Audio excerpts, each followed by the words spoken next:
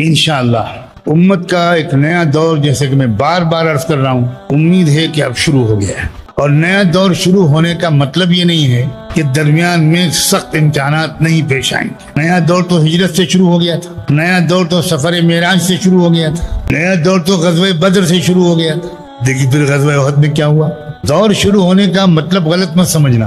दौर शुरू होने का मतलब अब ये है कि कभी अच्छी खबर, कभी गम अंगेज खबर, लेकिन इंशाअल्लाह अच्छी खबरें भी अब आएंगी इंशाअल्लाह। हम सिर्फ तमाशाई और दाद देने वालों में न रहे, किसी तरह हमारी शिरकत हो। शिरकत कल्ब से भी हो सकती है, शिरकत जज्बात से भी हो सकती है, शिरकत दुआओं से भी हो सकती है, शिरकत जज्बों वलवलों तमन्नाओं से भी हो सकती है, शिरकत आपस की मुखलिसाना गुफ्तशुनी से भी हो सकती है, शिरकत माल से भी हो सकती है। मुझे मुख्तलिफ घरों से पैगामात मिल रहे हैं कि हजरत वहाब का बयान सुनने के बाद और वहाँ के हालात जानने के बाद हमारे बच्चों ने अपनी गोलक बना ली और उस पर लिख दिया है मस्जिदुल अक्सा। दुनिया भर से ये खबरें आ रही हैं। बच्चे अब पैसे जमा कर लें, कब वक्त आएगा कि वो पैसे वहां पहुंच सकेंगे अल्लाह बेहतर जाने, लेकिन पैसे कब पहुंचेंगे, जज्बा तो पहुंच गया अल्लाह। हर शख्स को हम में से ये करना चाहिए, हर शख्स को अपने खाने पीने के अखराजात में कमी कर देनी चाहिए बिलकस्द, कि भाई अब हमारे घर का बजट इतने में चलता था, अब इतने में चलेगा और कम से कम इतना हम जमा करेंगे और अल्लाह से कहेंगे अल्लाह हालात बना दीजिए कि ये किसी तरह हम दूर उस्तादों की जगह भी वहाँ कि कुछ चीज वहाँ पहुँच जाए। बैतुल मुक़द्दस के बारे में तो अल्लाह के रसूल ने ऐसी बातें फरमाई हैं कि हैरत होती है। फरमाया कि देखो अगर तुम वहाँ जा न सको तो मस्जिद अक्सा में जो चिराग जलते हैं उन चिरागों के लिए तेल ही भेज देना।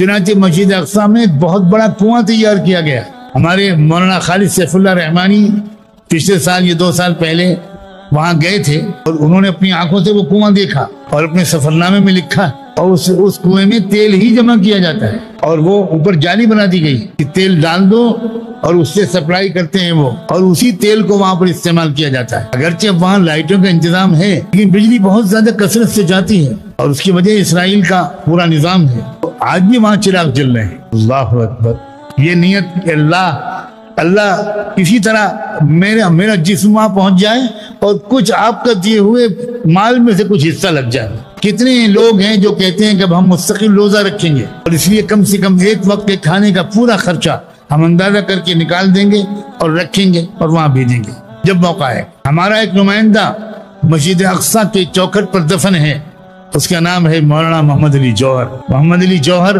जिनको हजरत मौलाना इलियास रहमतुल्लाह अलैह ऐसी मोहब्बत की नजर से देखते थे, उससे लगता था कि मौलाना इलियास उनके अंदर की छुपी हुई उस रूहानियत को और इलाही कलिमतुल्लाह की तड़प को अच्छी तरह अपनी रूहानी आंखों से देखते थे। मोहम्मद अली जौहर मुल्क की तहरीक आज़ादी के सिलसिले में बरतानिया की हुकूमत से गुफ्तशनीद करने वाले एक वक्त के साथ लंदन में थे और वहां उन्होंने वो तारीख साज तकरीर की मोहम्मद अली जौहर ने, और ये कहा कि याद रखो अंग्रेजों, मैं गुलाम इंडिया में वापस नहीं जाऊंगा, या मेरे मुल्क को आजादी दो या मुझे 2 गज जमीन यहाँ दो, मैं यहीं दफन होऊंगा, मैं गुलाम मुल्क में वापस नहीं जाऊंगा। इस तरह बात करते थे लोग।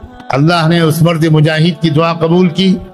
उसी सफर में लंदन में उनका इंतकाल हुआ और फिर वफ्द खिलाफत के शुरका के मशवरे से ये तय हुआ कि मोहम्मद अली जौहर सरजमीन बैतुल मुक़द्दस के लिए तड़पा करते थे, इसलिए इनको वहां ले जाया जाए। चुनांचे मोहम्मद अली जौहर के जनाजा मस्जिद अक्सा ले जाया गया और आज हम हिंदी गुलामों का एक नुमाइंदा वहां दफन है। जब आप एक खास सिम से दरवाजे से मस्जिद अक्सा में दाखिल होते हैं तो पहले मोहम्मद अली जौहर के मजार से आपको गुजरना होता है। इसका मतलब है कि हम हिंदी गुलामों का भी कोई न कोई वहाँ एक नुमाइंदा है। अल्लाह हमारा भी कुछ अंजाम ऐसा कर दे कि हम भी वहीं कहीं दफन हो, हम भी मस्जिद अक्सा में झाड़ू देने के लिए कबूल हो जाए। दोस्तों, मौलाना ने जो कहा बिल्कुल सही कहा। आप इस वीडियो को एक लाइक जरूर करें और इस जानकारी को तमाम मुसलमान तक जरूर पहुंचाएं।